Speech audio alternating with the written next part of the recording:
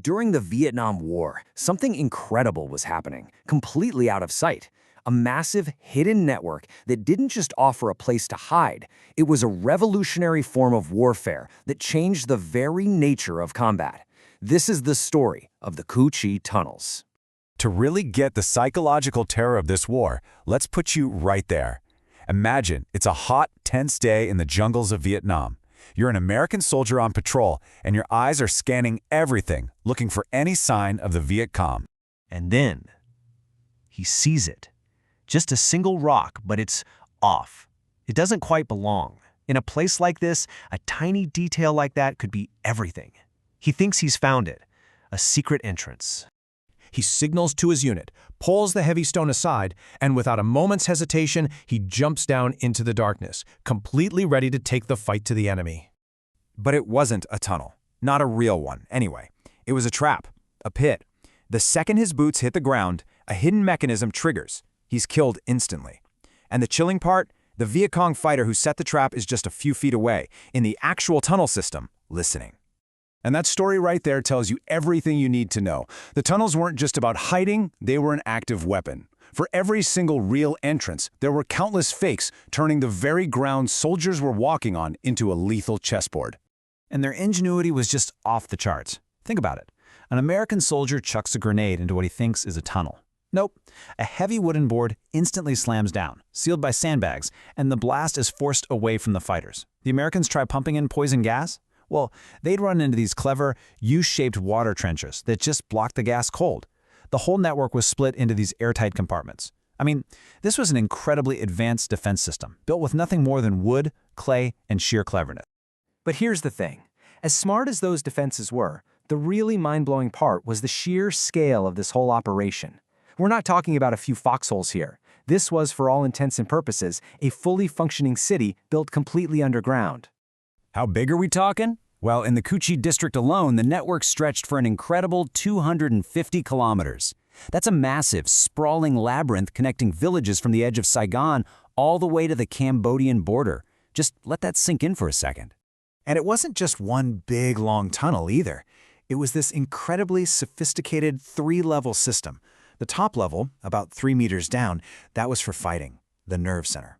Go down to the second level, about 6 meters deep, and you'd find living quarters, kitchens that were designed to be smokeless, even hospitals. And then way down deep, we're talking 8 to 12 meters, that was the ultimate safe zone. It could withstand B-52 bomber strikes, and it had secret escape routes that led all the way to the Saigon River.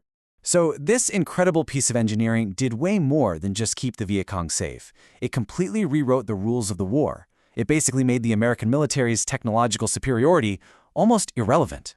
I mean, think about it from the American perspective. How on earth do you fight an enemy who can literally just disappear, vanish into thin air right in front of you? You've got the planes, the bombs, the numbers, and none of it matters if you can't find your target. And if you want the single best example of how wild this got, look no further than the main American base camp at Cu Chi. The soldiers there were going nuts. Food was being stolen, equipment was being sabotaged, attacks were coming from nowhere. It made no sense. Until they discovered the unbelievable truth. Their entire base, the whole thing, had been built right on top of a massive Viet Cong tunnel complex. And that's what enabled their whole strike and disappear strategy, right? They could pop up, infiltrate U.S. bases from below to steal supplies, launch a surprise attack, and then just, poof, vanish back into a hidden entrance before anyone could even react. It kept their supply lines from Cambodia totally secure, and it gave fighters and even whole communities a place to shelter from the constant bombing. It was a total game changer. So faced with this invisible, ghost-like enemy, the U.S. military had to come up with something completely new. They needed a new kind of soldier, a volunteer who was willing to take on what has to be one of the most terrifying jobs in the history of warfare. They called them the tunnel rats.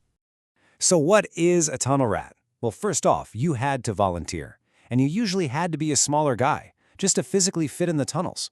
Your mission was to crawl down into that absolute darkness with basically nothing, just a pistol, a knife, and a flashlight. Your job was to map this enemy territory and fight them on their own turf, face to face.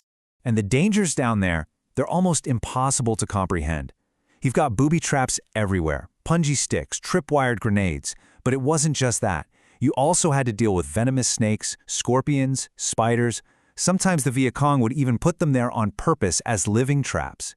And you're experiencing all of this in pitch black, suffocating claustrophobia, knowing that around any bend an enemy soldier could be waiting in ambush. Harold Roper, one of the very first tunnel rats, I think he said it best. He just said, "I felt more fear than I have ever come close to feeling before or since." You can just feel the weight of that. It wasn't just a physically dangerous job. The psychological toll was just immense. Now, as unique and incredible as the Cu Chi tunnels were, here's the really fascinating part. This idea of fighting underground, it's not new at all. In fact, it's one of the oldest strategies in the book. You know, military experts always talk about the three domains of war: land, sea, and air. But there's always been this secret fourth domain, one that we don't talk about as much: the subterranean, the underground. For literally thousands of years, when a weaker force is facing a stronger one, going underground has been the ultimate way to level the playing field. And this timeline really drives that point home. We're talking more than 4,000 years ago. Saigon Ivacod's engineers were digging under enemy walls.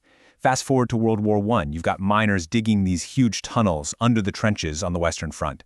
Then, of course, 1968, the Viet Cong used the Cu Chi tunnels to launch the huge Tet offensive. And it's still happening today. In recent years, Hamas has used extensive tunnel networks in Gaza. The tech changes, but the core idea, that stays the same. So in the end, the story of the Cu Chi tunnels is so much more than just a history lesson from a war that's long over. It's this powerful reminder of a form of warfare that is ancient, and clearly it's not going anywhere. And that leaves us with a really fascinating question for our own time, doesn't it? In an age of satellites and drones and total surveillance from above, could it be that the most powerful way to fight back is to do what humans have always done and simply disappear underground?